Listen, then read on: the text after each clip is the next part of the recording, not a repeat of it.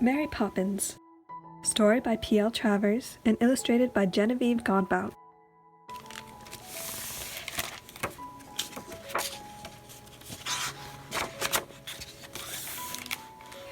If you are looking for number 17 Cherry Tree Lane, and it is likely that you are, for this book is all about this particular house, you'll find it. 4 children live there: Jane, the oldest, Michael, her brother, and the twins. The family's nanny had left unexpectedly, and it was bedtime. Outside, the east wind blew, howling through the cherry trees that lined the street. The wind madly spun Admiral Boom's weather vane. Michael joined his sister, Jane, at the window. The twins were howling as loud as the wind, and that's when they saw a strange shape flying towards them. It was a woman, carrying an umbrella in one hand and a bag in the other. The wind seemed to fling her at the house, where she landed heavily against the front door, quieting even the twins. "I've never seen that before," said Michael. Neither had their parents, for they promptly opened the door. At the top of the landing, the children watched as this curious visitor flew up the banister. Jane and Michael slid down the banister all the time, much to their parents' dismay, but never up. Despite the wind, she was as neat as a pin. There was something exciting about her. "I am Mary Poppins." "How did you find us?" asked Jane. "The wind blew me here," she said, and then Mary Poppins wasted no time getting started. She removed her hat, set down her umbrella, and from her strange bag she pulled out a starched apron, which she tied around her waist, a box of lozenges, a bottle of scent, a set of dominoes, 2 bathing caps, 7 flannel nightgowns, 4 cotton ones, a large bar of soap, a pair of boots, a postcard album, a toothbrush, and a pack of hairpins. "Now spit-spot to bed," she said, and before they knew it, Jane and Michael, and even the twins, were put in their pajamas, bathed and brushed and read to, much to their parents' and their delight. "Mary Poppins, you'll never leave us, will you?" asked Michael. "I'll stay till the wind changes," she said. From that night on, Mary took charge, and the children followed. And every day with Mary was an adventure. They always waved to Miss Lark, their next-door neighbor, on their way out. "Good morning, and how are we today?" she said. Jane and Michael never knew if she was asking how they were, or how she and her spoiled, fluffy little dog were. They always stopped to admire the matchman's work. On sunny days, the matchman made chalk drawings on the sidewalk instead of selling matches. "Strike me pink," Mary always said when she was pleased. On this particular day, Mary Poppins, Jane, and Michael were taking the bus to pay a visit to Mary's uncle, Mr. Wigg. "Why is your uncle called Mr. Wigg?" asked Michael. "Does he wear one?" "He is called Mr. Wigg because Mr. Wigg is his name," said Mary. "And he doesn't wear one, he is bald." Inside number 3 Robertson Road, an enormous table was laid for tea.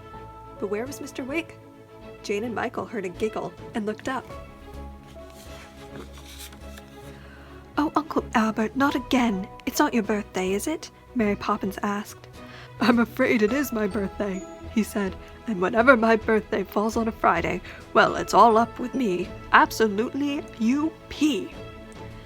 "Why?" asked Jane. "How?" asked Michael. "Well, you see, the first funny thought and I'm up like a balloon.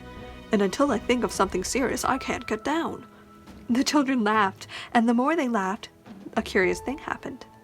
Jane felt herself growing lighter and lighter. It was a delicious feeling, which made her laugh more. Then Michael started laughing too. But Mary Poppins liked to be proper. "Really," she said, "really such behavior." "Come up, Mary Poppins," cried the children. "Think of something funny." But Mary didn't need to.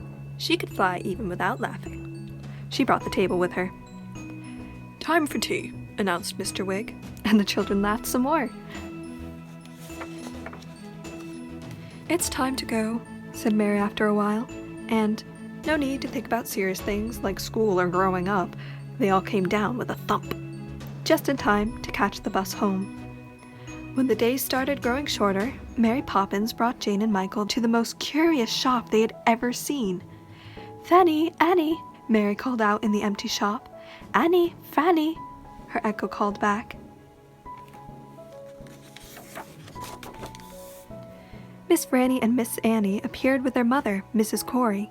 "Howdy-do," she said with a dreamy smile. She offered Jane and Michael a baker's dozen of gingerbread, each adorned with a gilt paper star. Arms piled up with the delicious dark cakes, Mary and Jane and Michael headed home.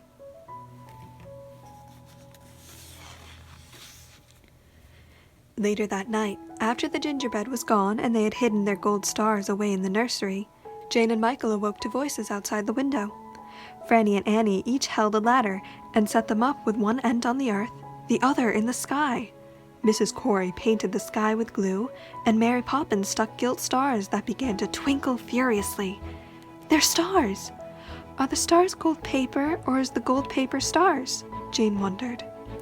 But she knew that only someone very much wiser than Michael could give her an answer. Another bedtime, on a cold winter night, Michael was thinking about elephants. "I wonder what happens in the zoo at night." "Spitsbob to bed you go," said Mary Poppins. "She knows everything, but she never tells," Jane whispered. Just as they were about to drop off to sleep, they heard a voice say, "Hurry!" Jane and Michael followed the voice out of bed and down the lane across the park until they came to the zoo. In the light of the full moon, Jane and Michael saw the most amazing thing. The animals were free. In the center of it all was Mary Poppins. The voice belonged to a bear wearing a coat with brass buttons.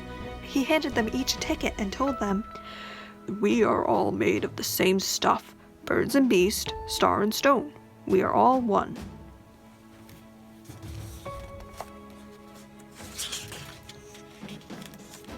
Winter turned to spring, as it does, and the bare cherry trees on Cherry Tree Lane blossomed and rained pink petals once again.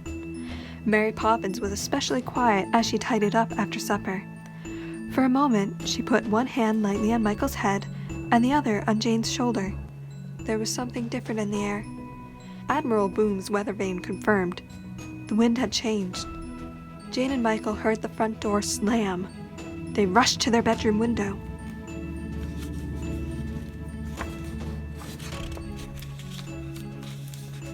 Jane and Michael opened the window. "Mary Poppins!" they shouted. The wind blew her over the rooftops and away from Cherry Tree Lane. Would they ever see her again? "Au revoir," she called, which means, dear reader, to meet again. The end. Thank you for reading with me. In the description you'll find links to coloring pages and activities.